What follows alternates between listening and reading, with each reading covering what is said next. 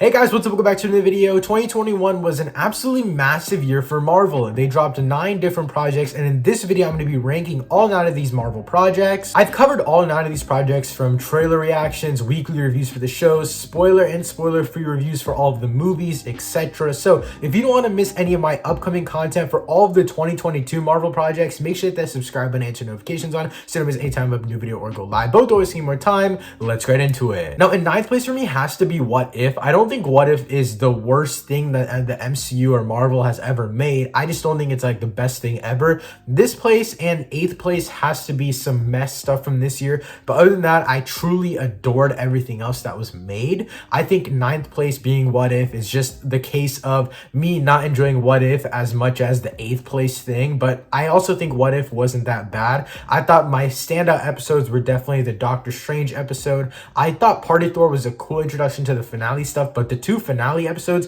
were absolutely phenomenal. Ultron and then everyone teaming up at the very end. I thought the T'Challa episode was cool. I thought the zombies episode was also kind of cool. What If Earth Lost Its Mightiest Heroes? That was also cool. It was just, there were a lot of cool episodes. Nothing really stood out to me other than the Doctor Strange episode, the Ultron episode, and the finale. Those are the only like massive, like phenomenal pieces of content that came out of that show. But overall, I did like what the show did. It just wasn't the best thing ever. But coming in at 8th place is actually going to be the first movie on the list. This is the first movie that Marvel released this year since Far From Home, which was Black Widow. I don't think Black Widow is that good of a movie at all. I think it's the most average a movie can get. It's an average blockbuster film. It's the CGI is cool, the story's cool. It's just the movie wasn't necessary to me personally. I personally thought Endgame was enough closure for Natasha. I think that Natasha has been like a very underused character in general, and we've seen another project in the MCU from this year that revitalized the past character that wasn't used the best,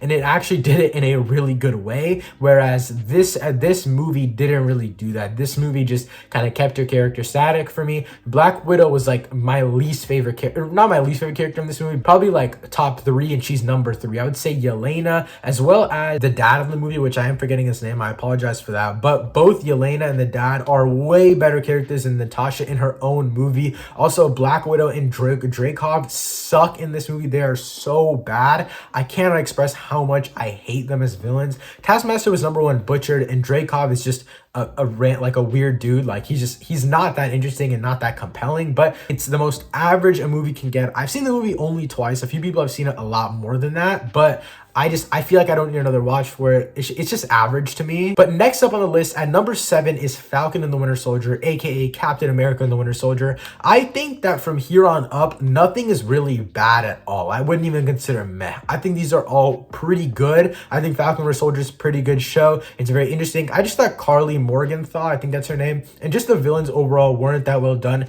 John Walker was actually really good, but other than that, like the whole villainous side of this show was just really meh to me, and I really didn't like what they did with it. But I will say Captain America, aka Sam Wilson, and Bucky Barnes, the Winter Soldier, they were great. I love seeing their dynamic, but I will say there were other duos that I did prefer, like Wanda and Vision. I also preferred Loki and Sylvie. I also preferred Kate Bishop and Hawkeye. Other duos that I felt like I had more of a connection to, and that might be why I'm not rating this show as high as it should be, but I do think the show is actually still really good. I don't think any of the shows are that bad other than What If. I think that all the shows, Falcon and the Soldier, Wandavision, Loki, Hawkeye, all of the shows are still really good pieces of MCU content. I think they do a lot for these characters. They actually progress them a lot. Like, for example, at the end of Falcon and the Soldier, we see Sam Wilson don the Captain America shield for the first time, a brand new white and blue costume. We also see him have the speech at the end. We see him going through race struggles in America. That's something that no other MCU project has ever tackled, and how all of this show has just built up Sam Wilson's character is so fascinating to me, and I can't wait to see more of him in the future. But that being said, in 6th place is WandaVision. I think WandaVision is actually a really good show. I'm very biased though, because I started covering the MCU content this year from WandaVision. That's the first MCU content I covered on the channel itself, because before that I was doing movie reviews and just other random content before I started getting mostly into Marvel stuff on here. But since I've been following the MCU for a very long time, I've always been invested into Wanda's character. I'm not like a Wanda fangirl or anything like that. Like I love Multiverse Madness. I'm so excited for it. Not excited excited for it for Wanda per se, but I still think Wanda's character herself is really, really cool, and I love what they did with her in WandaVision. I'm very excited for Multiverse of Madness because of how they set up her character, but the reason that I'm praising WandaVision a lot, by the way, but the reason I think it's so low on my list and on this like bottom half, I guess, is mainly because the finale felt like it didn't do enough for me. Also, the show as a whole, like the sitcom format was great, but for example, I think it was episode 4, the Halloween episode, Wanda expands the Hex, but the next episode just starts off like nothing really happened, and we don't really see much of where Vision went until the very end. And even the Evan Peterson, like the joke was great, the joke was cool, but the way they built it up seemed like it was going to be a multiversal implication. There was just so much that they built up and nothing ever actually came to fruition. Like, I'm not even counting the Mysterio stuff because I thought that was stupid. Like, I was like, okay, if it's Mysterio, that's dope. Like, that's pretty cool. You guys saw my theory videos. I did so much content for WandaVision regarding theories and all that kind of stuff, but I'm not disappointed by that. I'm more disappointed about what they genuinely set up and just never talked about. But those are basically my only complaints for WandaVision. I just felt like it never really delivered on what it was trying to set up for itself. But nevertheless, I wanted to go to my number 5 spot, which is the newest MCU project, Hawkeye. So Hawkeye just ended this past week, and I'm very, very, very pleased with the show. I will say the finale was just slightly disappointing because of how much they rushed it, but overall I still really did have a fun time with the show. I thought it was a good show. I think and I talked about this on my spoiler live stream. It was really like a 2.5 hour stream where we talked about Spiderman No Way Home and Hawkeye with my friend,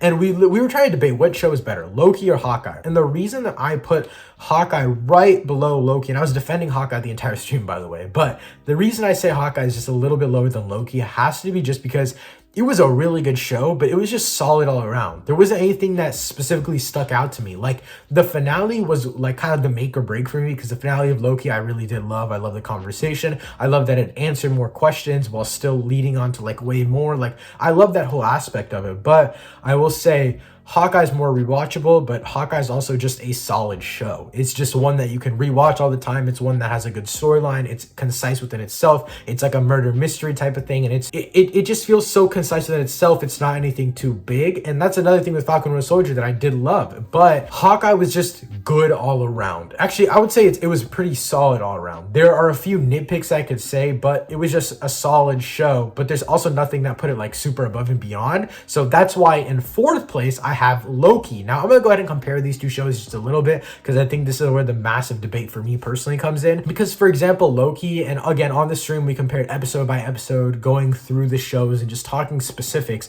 I just think Loki overall, I had number 1 a better viewing experience because of the hype. It had the mix and hype of WandaVision while still delivering like Hawkeye and Falcon and Winter Soldier. Like it did the best of both worlds, and I think that's why I like it so much.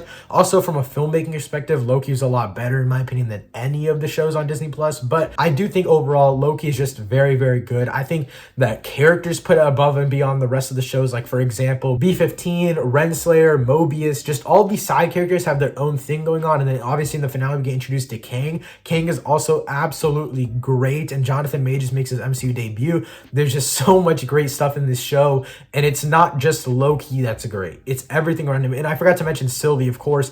Sylvie is just so good in this show, and overall it just, everything elevates the show. It's like everything elevates the plot points, the show, just how everything is going about. Obviously my biggest issue with Loki is the ending, how it feels like, for me personally, they didn't satisfy me enough at the end to keep opening up more doors like they did. But I kind of let that slide because the rest of the show is just absolutely phenomenal to me. But now to get to my top 3 MCU projects from this year, in 3rd place is Shang-Chi. Now the reason I have Shang-Chi in 3rd place and not in 2nd place is because the thing that distinguishes 2nd and 3rd place for me is the filmmaking aspects of the movies. I don't want to spoil what my 2nd place is just yet, but I will say Shang-Chi just felt like another regular MCU movie when it came to the filmmaking side. But story-wise, I love Shang-Chi. I love the divisiveness between like the family drama and all that kind of stuff. I also overall just love the effects. I do also think the finale is awesome. I didn't think the MCU would get this much into the fantastical realm this quickly. Like they did it in like one little tone switch in the movie, and that's honestly my biggest complaint about the movie is